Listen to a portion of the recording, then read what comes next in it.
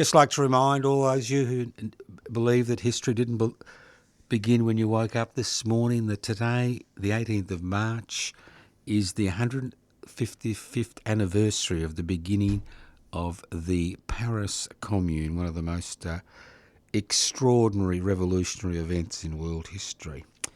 So get your little machines going, your search engines and your books, and spare a thought for the 50,000 Parisians who were killed by their own government. And next time you go to Paris and you see those wide, beautiful streets, it occurred because after the Paris Commune, the city was so destroyed, a little bit like Gaza.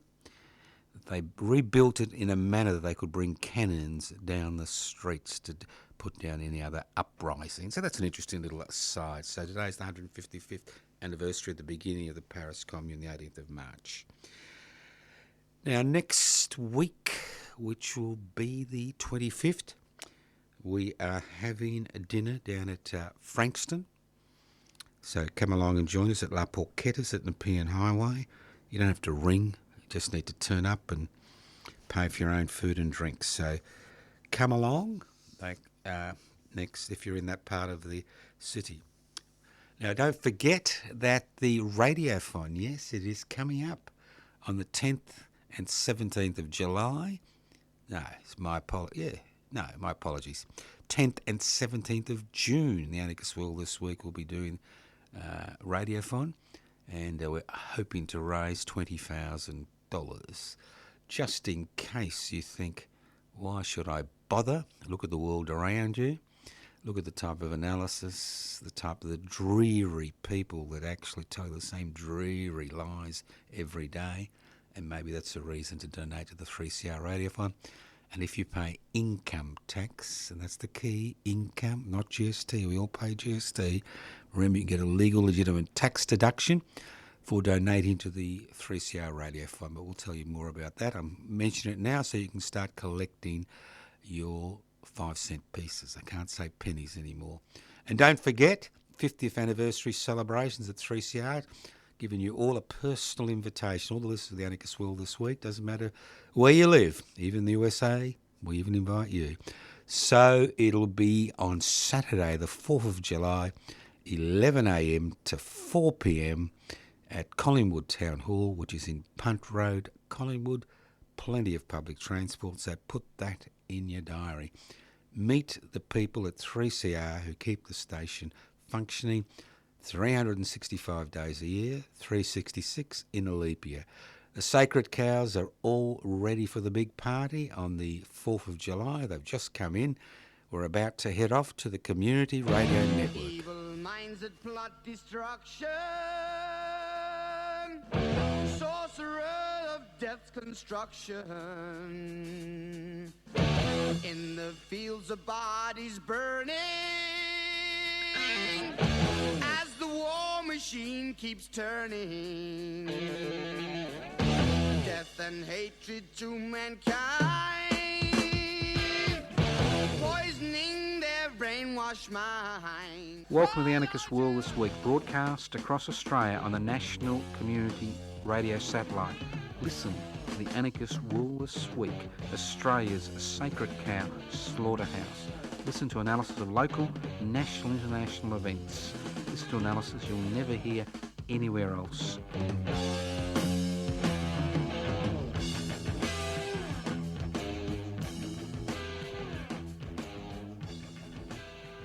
Welcome to the Anarchist World this week, broadcast across Australia, courtesy of the Community Radio Network. This program is coming to you from the studios of 3CR in Melbourne. My name's Joseph Toscano, and I'm hosting today's program.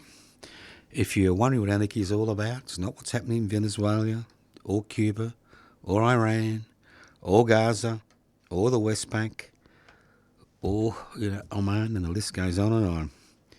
Anarchos is a simple concept. It means without rulers. Not without rules, but without rulers. What gives rulers the ability to determine the lives of billions of people and kill people whenever they feel they need to, or, feel like it. Inequalities in power and wealth. So the anarchist struggle is the struggle to devolve power. So the Washington Buffoon, the Chinese dictator, the Iranian autocrats can't do what they like. It's about sharing power, possibly through direct democratic means, and holding wealth in common to look after the public interests, the common good. Simple concepts. Just remind people today, the 18th of March 2026, is the 155th anniversary of the beginning of the Paris Commune, a workers' revolt which resulted in the deaths of over 50,000 Parisians at the hands of both the French and German government. If you're looking for examples of anarchy in action, have a look at the Paris Commune, 155th anniversary today. All right, let's move on. Now, on Sunday, I was, I'm the convener for the West Papuan Rent Collective, and we had one of our regular gatherings, which you have every 4 months. Now, when I use the words drones, missiles, war jets, or military jets, what do you think of? Well, you think of the West Bank. You think of Iran.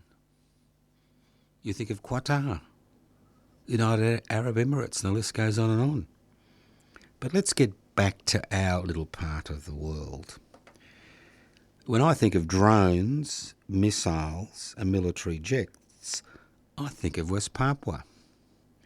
Over the last 60 years, the West Papuan independence movement has been involved in a life and death struggle with the Indonesian government.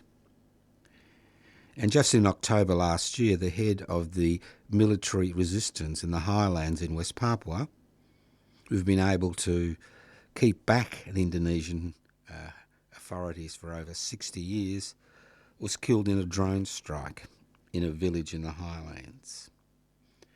And it's not unusual for them to use missiles and military jets to displace people who are basically living a subsistence agricultural lifestyle in order to take over their lands, deforest, create huge palm plantations, steal the resources, steal their resources both on the land and the sea. So if you think drones, missiles and military jets are just part and parcel of life in the Middle East, think again. West Papuans have now been involved in that struggle for over 60 years, and they continue to resist militarily, despite the avalanche, that's right, of military hardware that is used against them. Currently in West Papua, there is one fully armed Indonesian troop for every West Papuan male, adult male. Can you imagine that? Living in a country where there is one occupation force to every adult male in that country. So, I'd just like you to think about where we live, what's happening 70 kilometres from the Australian coastline, and maybe if you're interested, you could join the West Papuan Rent Collective. It's very easy.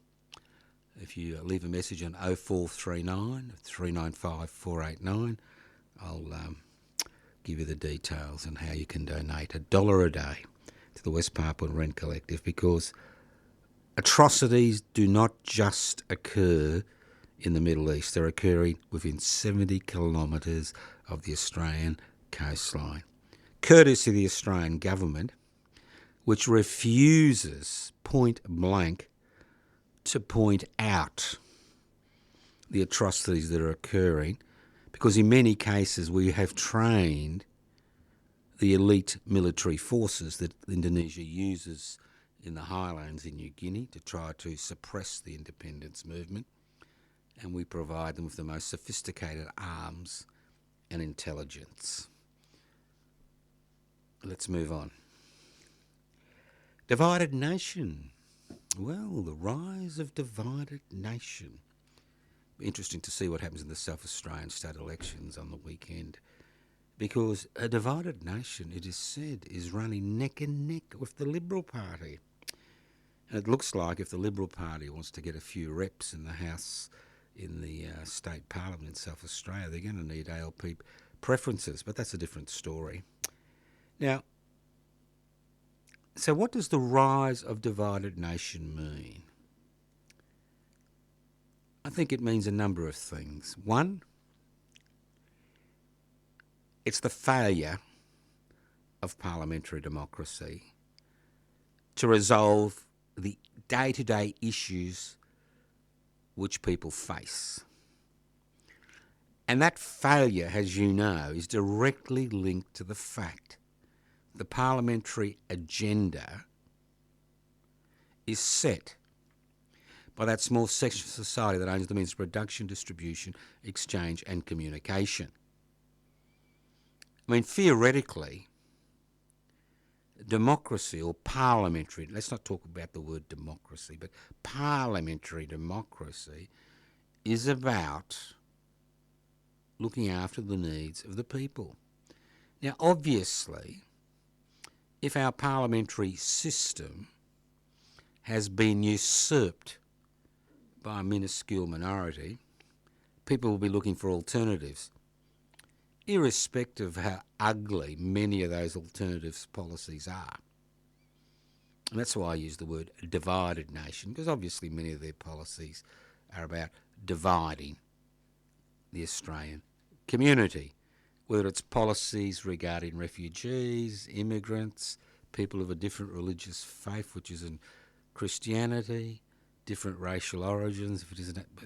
But the reality is they have now become acceptable. And they're acceptable because they're considered to be genuine. That's right. A genuine alternative to the double-headed, smooth-tongued parliamentarians who speak gobbledygook to the majority of people in this country. And that's the reality. That's the reality you face. Another failure is the failure of what's described as progressive politics in this country. And we have failed miserably in terms of highlighting the main issues which affect people. And they are issues which are based about power and wealth.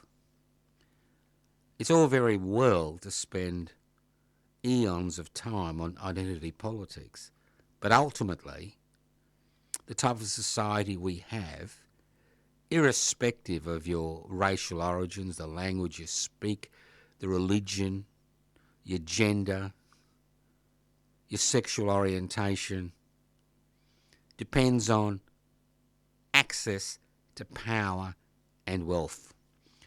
And for far too long, the so-called progressive movement in this country has been more interested in looking at piecemeal reform than actually tackling the hard question. Thirdly, the hard left has also been failed. We could be part of the hard left. We failed miserably to be able to attract people whose oppression is not related to somebody else's religious belief or sexual orientation, but whose oppression is directly related to growing inequalities in power and wealth. And that's why when I open up this program year after year, this is the 49th year, I define anarchism in terms of power and wealth. in terms of creating a society without rulers. If anybody wants to see the reality of what happens when you have paramount leaders, look at China, the United States of America, where the buffoon jumps up and down, religious autocracy in Iran, and you can understand that the struggle we're involved in is a huge struggle. See, and the people in Paris 155 years ago paid the ultimate price. Almost 10% of the revolutionaries involved in that rebellion, over 50,000, were slaughtered, most after the Commune had been devastated, as we see in Gaza today. So the reality is, who's the enemy? Who's our friend in the struggle to devolve power and hold wealth in common and use it for the common good? And the fact is that for far too long we have ignored the reality of the central issues we should be looking at are the growing inequality in power and wealth. And that's why we see more and more people, more and more Australians, drift towards one nation, or divided nation, I should say. I had a bit of a slip there. Divided nation, because they see it as a authentic alternative. People who are speaking the truth. People who are looking.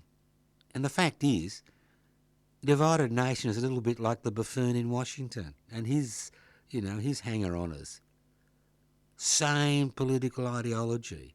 They're not interested in policy, in sharing wealth, in devolving power. They're basically interested in dividing the nation on the basis of the most, simple analysis. So it's up to each and every one of us, as our neighbours and our friends, cast a ballot for divided nation, for us to fight back. If it means losing some friends, it means losing some friends. Are they really your friends?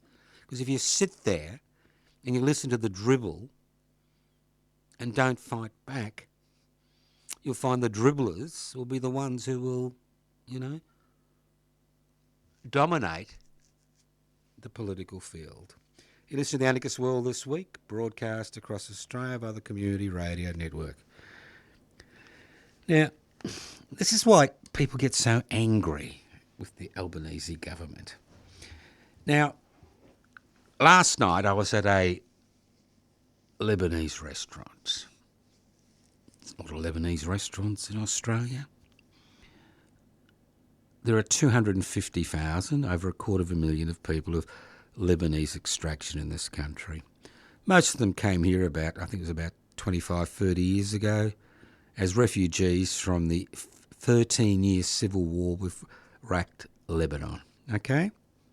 Now, currently, the Israeli war criminals, that's all you can call them, they're war criminals, all right?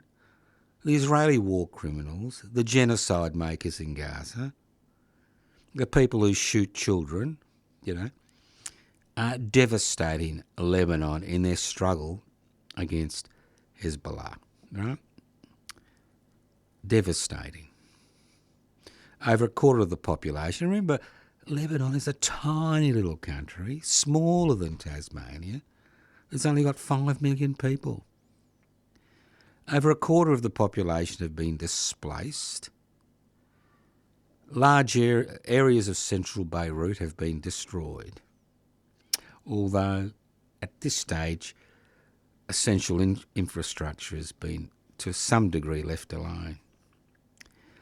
So you would think that the divided nation, the National Party, the Australian ALP, the government of the day, and the Liberal Party would have something to say about the devastation which the Israeli war criminals are carrying out in Lebanon as I speak. you would think they'd have something to say. They have a lot to say about the theocrats and the autocrats in Iran, but they have nothing to say about the atrocities which are occurring in Lebanon as I speak. Over 1,000 civilians killed. The whole south of Lebanon been evacuated. 1 in 5 Lebanese are now living in tents as a result of this war. Continued strikes, continued civilian casualties. Not one word from Divided Nation, the Liberal Party, the National Party, and the Australian Labor Party. Obviously the Greens have nailed their colours and have told us that this is unacceptable. But the fact is that it is totally unacceptable. We have a media which carries on about the atrocities which are occurring, conducted by the Iranian government, which is fair enough. But we have a media which is not willing to open its mouth regarding the atrocities which are occurring, which are being carried out currently by the Israeli government in Lebanon, a tiny little country with less than 5 million people and 250,000 Lebanese, of people of Lebanese extraction live in Australia. That's almost 5% of the whole total population of Lebanon. So all I can say is, think about it. We talk about a free press. We talk about analysis that's, free of bias. I mean, this highlights how the legacy media, and to a significant degree the asocial media, I don't call it social, it's asocial media, are part and parcel of the problem as far as the atrocities which have been carried out by the Israeli government. Remember Gaza? Things haven't changed in Gaza. There are 2 million people living a hand-to-mouth existence, living in, tents. 85% of the Gaza destroyed. It took them 2 years to liberate, in inverted commas, Gaza. They may find they're going to have a more difficult phase in southern Lebanon. But the reality is there is no military solution to the issues which have been created to a significant degree by the Israeli state in the Middle East. There are no military solutions. None whatsoever. But more importantly, I would like to see people in the Australian government and the Australian opposition, apart from the Greens, the Australian Greens, get up and say a word or two regarding what's happening in Lebanon, instead of saying Hezbollah, Hezbollah, Hezbollah. The fact is, the current crisis was not instigated by Hezbollah. We'll talk about that in a minute. You listen to The Anarchist World This Week, broadcast across Australia via the Community Radio Network. This program is streaming live on 3cr.org.au. The program is podcast. What a silly little boy the Washington Buffoon has turned out to be. Now, I refuse to use his name on this program. I refuse to use the word president. Latest. I love the latest. Unfortunately, thousands of people are dying because of the buffoon's action. And those people who think that America is a democracy, think again. When one man, the buffoon in Washington, can declare war in Iran, can kidnap the president of Venezuela, and can try to subjugate the people of Cuba by denying them basic essentials. Unbelievable, isn't it? One human being. And they call that democracy. Well, we're waiting for the Washington Buffoon to make a decision. He's looking for a ramp. Now, the latest is hilarious. And maybe we should see some body bags of American soldiers before the American people understand what's going on. Now, the Washington Buffoon called on the world, including little old Australia, to send ships to help the USA and Israel to allow oil through the Straits of Hormuz, because around the world there are significant impacts because of the Straits closure. Now, I didn't see Iran start this war.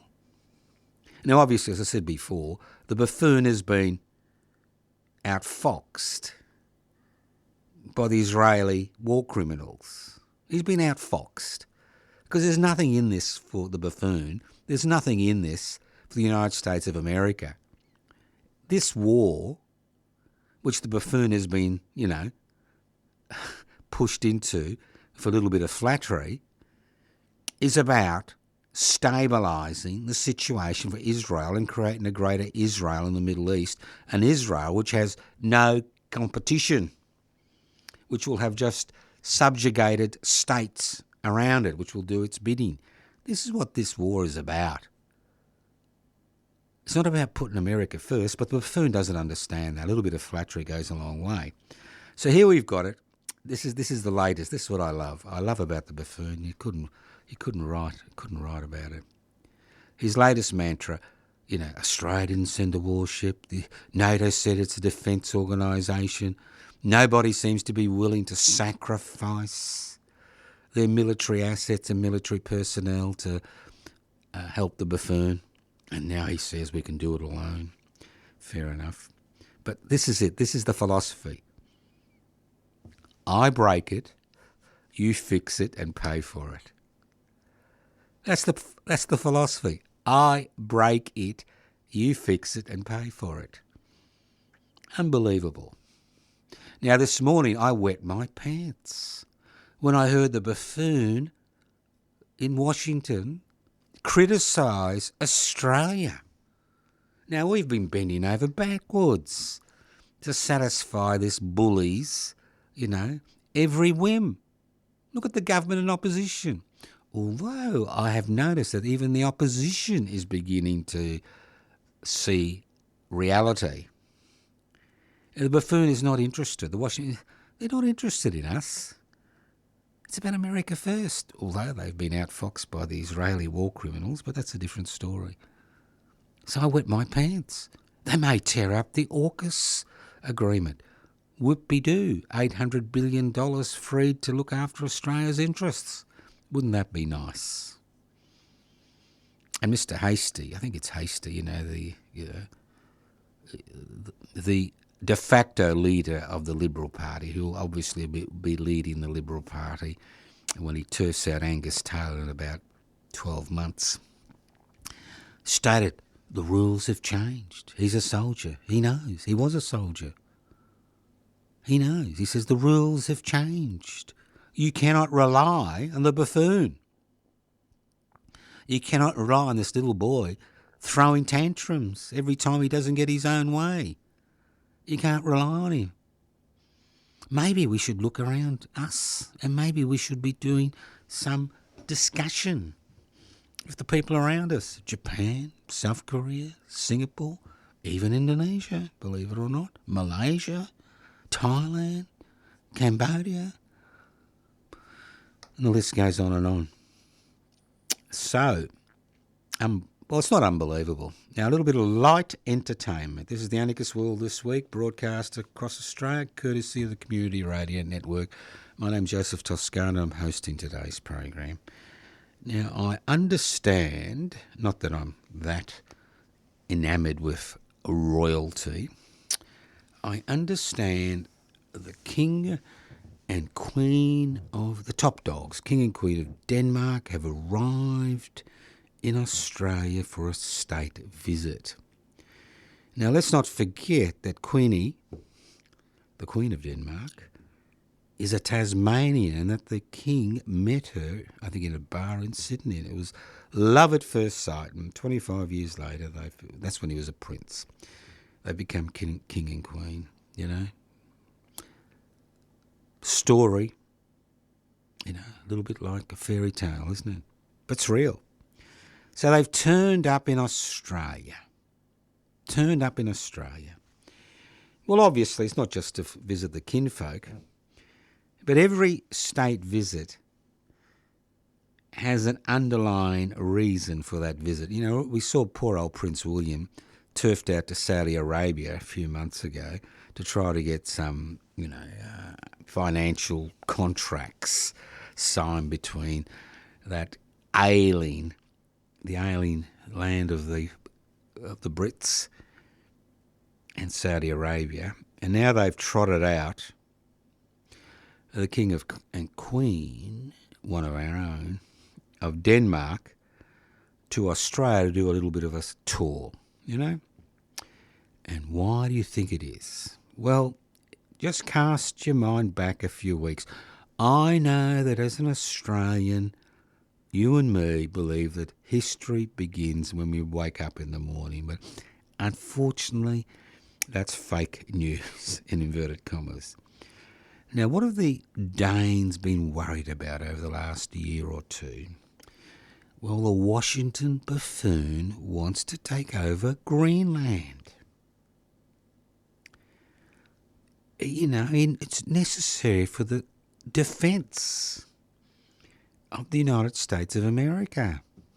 Maybe it will be necessary after they waste all their bombs working for Israel in the Middle East. So he wants to take over Greenland. Now, Queenie is an Australian by birth. So don't you think the underlying reason for this state tour by the Danish top dogs, royalty, is about trying to get some support from the Australian government to prevent the Washington Buffoon using his military forces, as we see in Iran, to take over a Greenland, to incorporate into the land of the brave and the I was going to say brave and the free, and I word stupid. Now, it was fascinating, wasn't it? Here we have the president and vice president. We haven't seen the vice president for a while, all right, of the United States of America. Well, the Washington Buffoon and the vice president in the same room. And the vice president talks about dumb presidents. And I thought he was talking about the Washington Buffoon, but he wasn't. Now, this reminds me of a terrible, terrible movie I watched about 10 minutes of years ago called Dumb and Dumber. Here we have Dumb and Dumber in charge of the greatest military machine in the history of the human race. Yep, Dumb and Dumber. But the thing is that dumber is smarter than dumb. Because I think dumber knows. Now, those of you who are wondering what's going to happen in Iran, well, this is what's going to happen. First of all, when the Washington Buffoon wanted everybody to come in and help him in his fight, which he started without asking us, all right? He said, I'm going to punch these people out of the, you know, I'm going to use the same terminology he uses.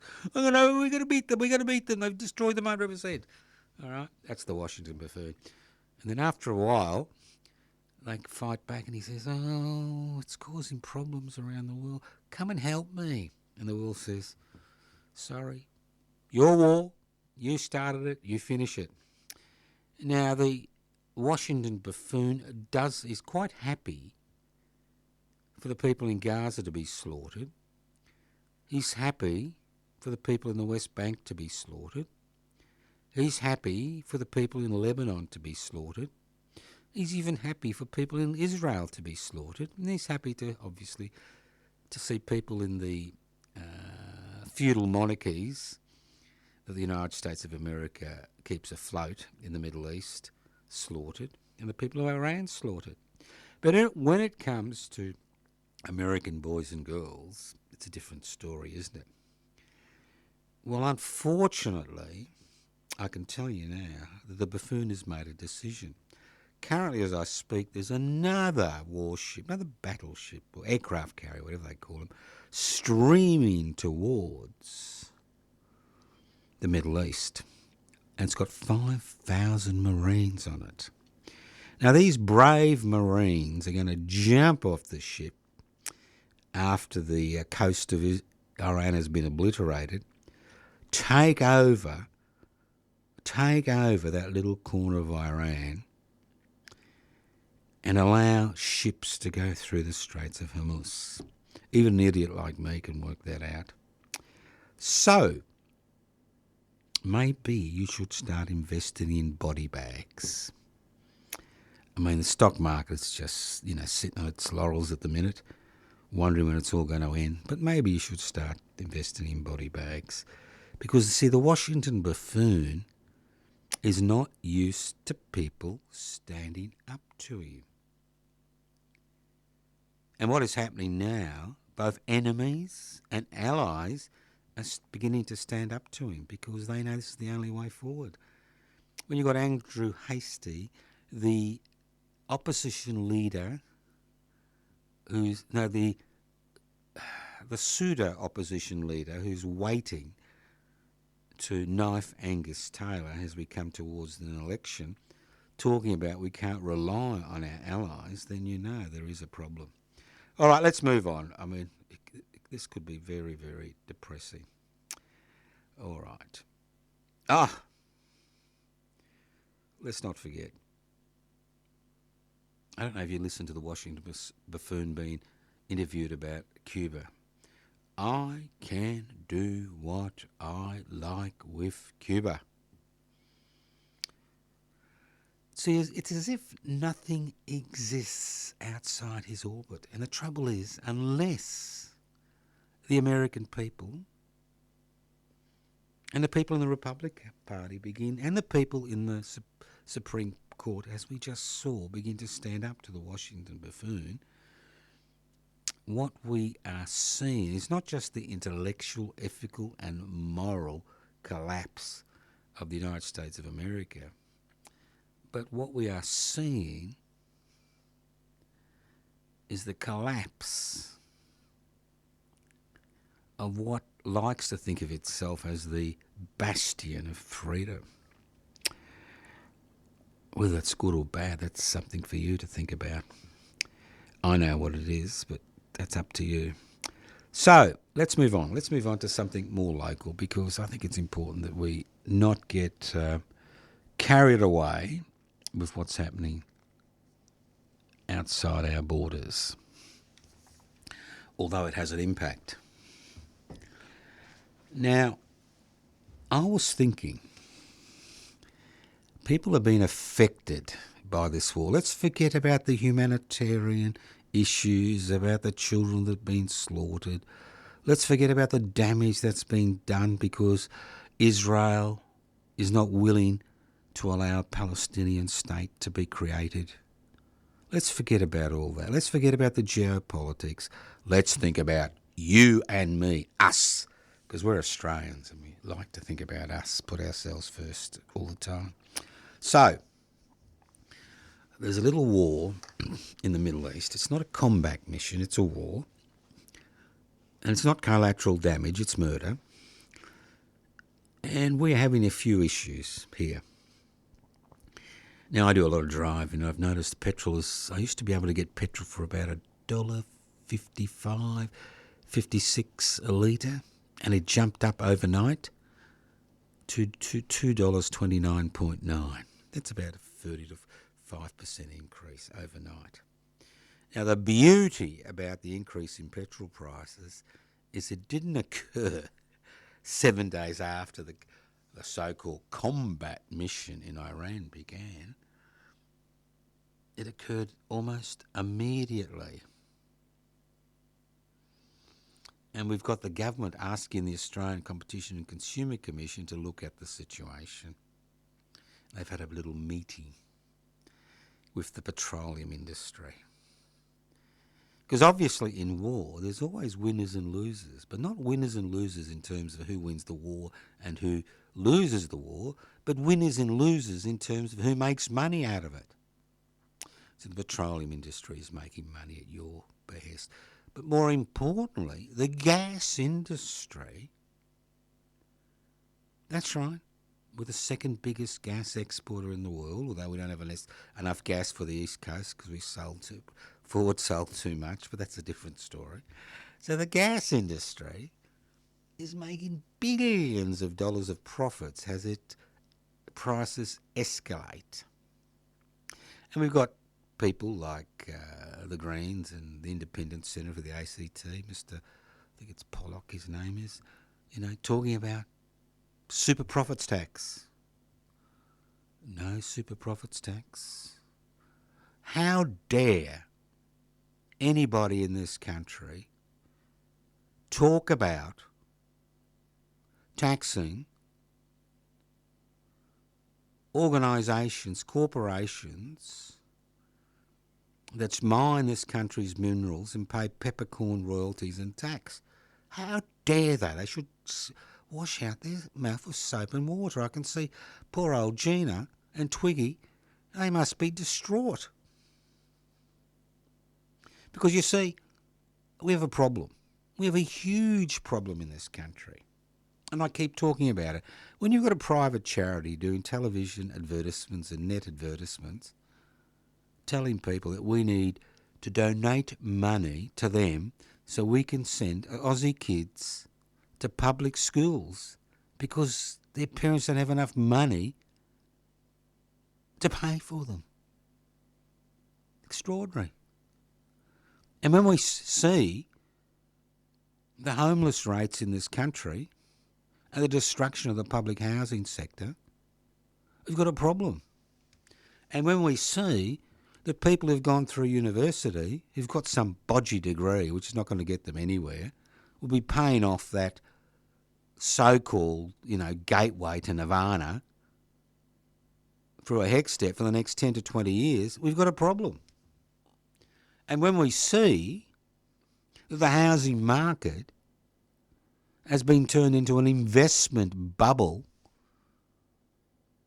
for investors because of the write-offs from capital gain, write-offs from, they get from negative gearing and capital gains tax, you begin to see we have a major issue in this country. When we see private charities raising money or collecting food to distribute to hungry Australians, we've got a problem in this country. I could go on. And I will, because we have a huge problem in this country. We have 27.2 million people living on a continent. Can you believe that? A resource-rich continent. 1/3 of the population relies on social security benefits to survive. That's 1/3 of the population. We have a taxation system which benefits the rich and powerful. And we find ourselves in a situation that any type of minuscule reform which is proposed, as we saw through the superannuation tax for people with over 3 million in their superannuation account, we saw all hell break loose regarding the future of 6,000 to 10,000 Australians. All hell break loose. When anybody talks about imposing a super profits tax on these mining corporations, especially now during the current United States of America combat mission in the Middle East, the press goes into meltdown. Unbelievable. How can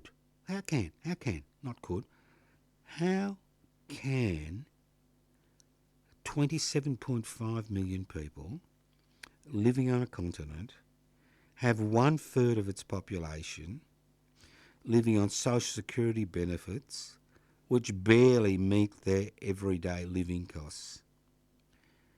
How can 27.5 million people living on a resource-rich continent have a multitude of charities, over 30,000, raising money to provide basic necessities like food, shelter, access to public education to its citizens and permanent residents? I know there's a budget coming up in May, but the problem is the Treasurer, who I feel sorry for, the Treasurer, yeah, I know, I shouldn't, but I do. The Treasurer has got a political party behind him that does not have the courage to break through and increase that tax takes. Now, I talk about nationalising, without compensation, all those corporations that are involved in exploitation of this country's mineral resources, or, if that's considered to be unconstitutional, or increasing taxation, say, to 80% of profits made. Why not? And use those resources, those profits, to look after the interests of people in this country. That's why, as I said at the beginning of the program, so many people are beginning to be attracted to divided nation.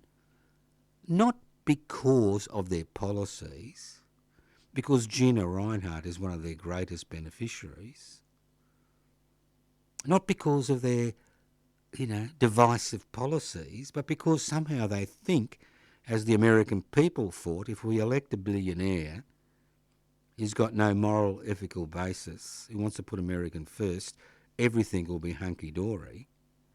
It's the same process, the same thinking. And when parliamentary democracy fails to look after its citizens, its most vulnerable citizens, we find ourselves in this situation. Now, I've said for years that we need different political forces in this country, not just parliamentary, but also extra-parliamentary. And that's why in 2015 we formed public interest before corporate interest. Now, I must say, public interest before corporate interest has been a spectacular failure. And I'll tell you why. When we started off, we thought things people would understand. But most people don't even know what the public sphere is in this country. We've had so much privatisation of public assets, and those public assets that are left, like public health and public education, in many people's eyes are second rate because there is no resources to be put into those public facilities because of the lack of the ability of Parliament to actually pass legislation to ensure there are enough resources to look after the interests of every person in this country. Now, you're going to suffer, I'm sorry, because of the combat mission. You like that in Iran? I like to use that word. I like to use words like collateral damage, elimination, combat mission, because they just cover every atrocity you can think of. But that's a different story, and there are many more of those words. So, are you paying more for fuel? You're going to be paying more for food. You're going to be paying more for your rent. We've had an interest rate rise, which I haven't even mentioned, of 0.25%. So you're going to be paying more for your mortgage. And business is going to be paying more for its loans from the financial sector. So why don't you add up what this is going to cost you for the next 12 months? And then send a bill via the Prime Minister's office to the Washington Buffoon to make up the difference. Because it's all very well to blame the government for the increase in fuel prices or inflation or this or that. But the fact is, if it wasn't for the buffoon in Washington and his hanger-oners, we wouldn't be in this situation. We'd still be in a situation where we're not looking after the interests of the, significant proportion of the Australian population, but we wouldn't be in a situation that we find ourselves in today. It's a little exercise. Work out your bill. Maybe it's $5,000, maybe it's $7,000, maybe it's $15,000. Send it to the PM's office. Ask the PM to pass it on to the ambassador, the new ambassador. I think his name's Moriarty. I could be wrong. I usually am. To the new ambassador in the US of A, the Australian ambassador, and then pass it on to the Treasury in the United States of America. Because, if you're going to follow a buffoon, well, that's what happens. Now, a lot of people like to attack one nation because of its leader, right? Bad mistake. A lot of people like to attack one nation because of its divisive policies. Fair enough. But very few are willing to attack it on its lack of any economic policies which will improve the lives of a significant proportion of people in this country. And that's the issue. The central issue is governments of a sovereign nation state theoretically look after the interests of their citizens. Security, and currently as far as security is concerned, we failed miserably, hanging our shingle outside the United States of America's office, disgustingly short-sighted when the apparent new leader of the Liberal Party claims it's short-sighted. You know it's short-sighted because those people have been marching to the war drums for years. And then when you see the statistics involving the gap between the haves and the have-nots in this country, you begin to see the reality before you. And when you see an illegal policy like robo-debt ruin the lives of thousands of people, and it went on for years despite people knowing it was illegal and nobody being charged, you begin to understand the type of country we now have become.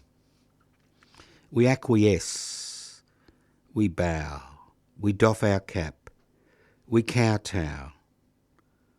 But the reality is, nothing changes without struggle. Obviously, you can drown in a sea, of asocial media. You can watch every YouTube channel you like, and I direct you to watch Public Interest Before Corporate Interest, where I give a presentation every week for the last 5 to 6 years. But the fact is, the reality is, unless there are feet on the ground, as we see in the Middle East, there is no change. You can do as much talking as you like, but unless you become involved in that struggle to make significant changes in society, nothing ever changes. Simple. I mean, I could waffle on for the next 49 years, which would make me, 115 or something, 120. But the fact is, what I say is basically irrelevant unless you can do something about it. As I said before, you can join Public Interest Before Corporate Interest. You can join other political groups. You can join political parties. You can join groups that are involved in cultural and social change. The reality is, we are becoming a nation of watchers. We watch what goes around us. We don't have the we don't believe we have the capacity to make significant changes. The difference between us And the people in the Paris Commune 155 years ago, to which today we mark the 155th anniversary of the beginning of the Paris Commune, is they believed they had the capacity to make the changes which were relevant. Although they lost that particular battle, they won the war in terms of the way people's lives in France were improved because of that struggle. So ultimately, I know it's terrible, it's up to you. You need to do one of two things. Well, it's up to you, obviously. I suggest you tear up your membership to the Gunner tribe, Australia's biggest tribe. I'm going to do that, and I'm going to do this, and I'm going to do that, and I'm going to do this, and ultimately you die and you've done nothing. Or I suggest you tear up your membership card to the Somebody Should Do Something About That tribe. Another growing tribe in this huge continent. Somebody should do something about that. It is unacceptable. It's immoral. It's unethical. Somebody should do something about that. And that somebody should be you. Recently, I saw a man with a sign outside an institution. Just one man with a sign. If there are 10,000, 100,000 people, and many of you are retired, you can't use the thing that you're at work, the excuse, with a sign saying, nationalise this country's raw materials. Change the tax base. Ensure that no children will live in poverty in this country. Ensure that Australians won't go hungry. Ensure they have enough accommodation. Popping up here and there may seem like nothing, but in an era when people are looking for answers, when parliamentary democracy has failed them, when they're flocking to divided nation looking for solutions, you need to tear up those membership cards to the Gunner tribe and to the Somebody Should Do Something About That tribe. Thank you once again for listening to the Anarchist World this week on your local community radio station, courtesy of the Community Radio Network. My name's Joseph Toscano. The program is podcast. You can access the podcast by going to 3cr.org.au. You can leave messages on 0439 395 489, 0439 395 489. You can email me at info@pibci.net. You can join Public Interest Before Corporate Interest by going to the same webpage. You can go to the YouTube channel, Public Interest Before Corporate Interest. Thank you once again for listening to the Anarchist World this week on your local community radio station, courtesy of those wonderful, wonderful people at the Community Radio Network.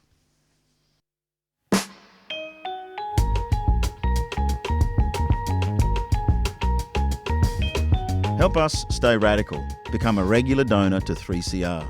A regular donor is someone who loves 3CR so much that they set up an automatic donation to 3CR on the same day every month. 3CR is determined to stay independent. This means we don't rely on corporate sponsorship or government funding. We serve our community, not corporate interests. But this also means we do rely on people like you to keep the station running. From paying the bills to maintaining our studios to training the next generation of community broadcasters, 3CR relies on community donations to survive. By becoming a regular donor, you can help us stay resilient and radical. Will you help 3CR by becoming a regular donor today? Together, we can keep independent voices on air. Go to 3cr.org.au.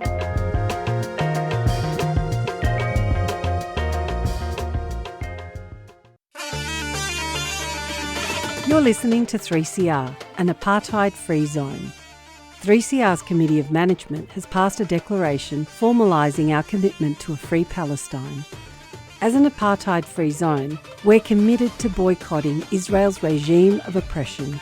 We stand firmly against apartheid in Palestine and encourage other organisations to join us in this struggle. Visit our website to read the full declaration and learn more about our commitment to justice and liberation for Palestine and the apartheid-free zone movement.